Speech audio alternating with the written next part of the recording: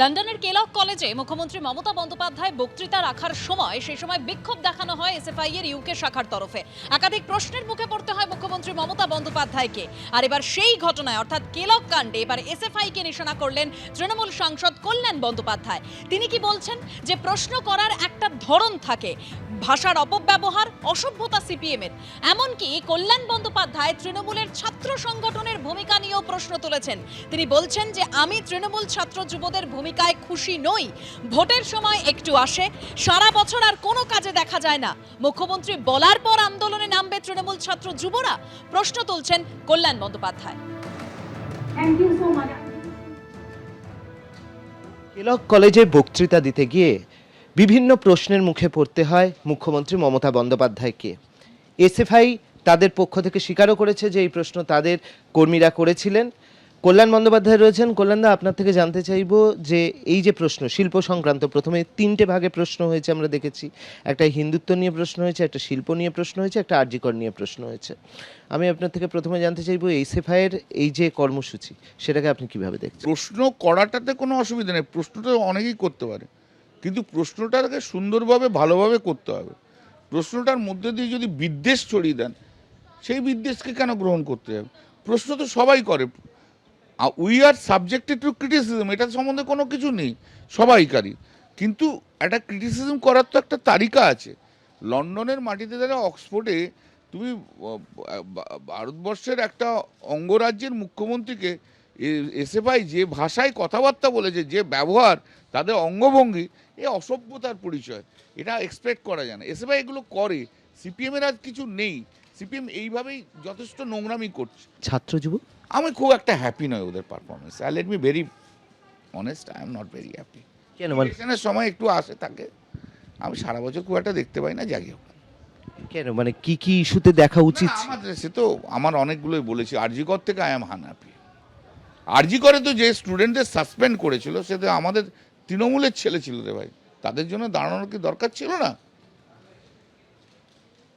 বা যাদবপুরে যখন ব্রাত্যকে যখন ইয়ে করা হলো, হেনস্থা করা হলো, তৃণমূল ছাত্র পরিষদ কোথায়?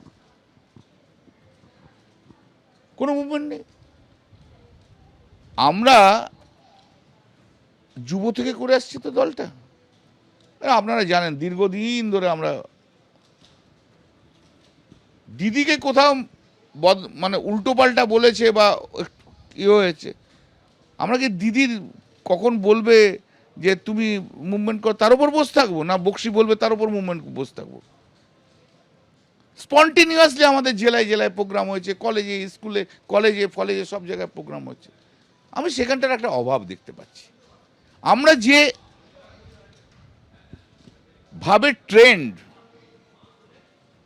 রাজনীতিতে যেভাবে ট্রেন্ড, আন্দোলনের মাধ্যমে যখনই কেউ কিছু করেছে তার উল্টো রাজনৈতিক প্রোগ্রাম, আজকে আমি সেটা দেখতে পাচ্ছি না।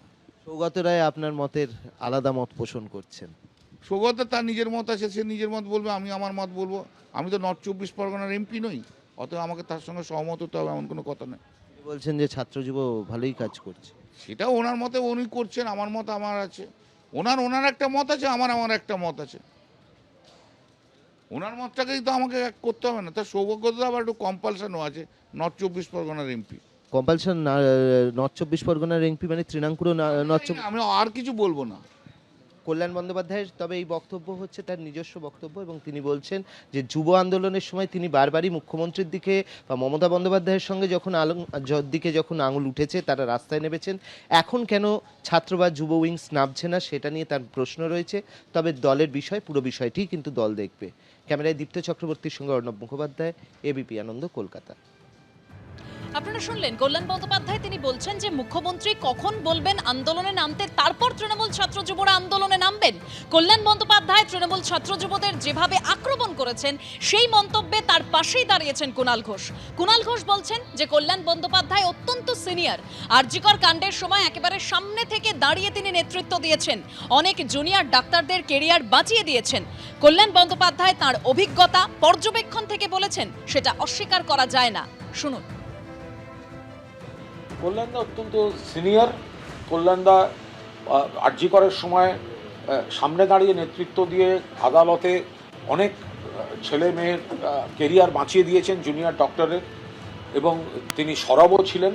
ফলে কল্যাণদার অভিজ্ঞতা এবং ক্রাইসিসের সামনে দাঁড়িয়ে মমতা বন্দ্যোপাধ্যায়ের হয়ে একটা যা যা কর্তব্য পালন করা, কল্যাণ বন্দ্যোপাধ্যায় তাঁর অভিজ্ঞতা থেকে তিনি মন্তব্য করেছেন। আমার তো ধৃষ্টতা নেই যে সেই তার বক্তব্যের ওপরে আমি কোনো মন্তব্য করতে যাব। আমি বলুন তো, কল্যাণ বন্দ্যোপাধ্যায় তাঁর অভিজ্ঞতা থেকে, তাঁর পর্যবেক্ষণ থেকে বলেছেন, সেটাকে তো অস্বীকার করা যায় না।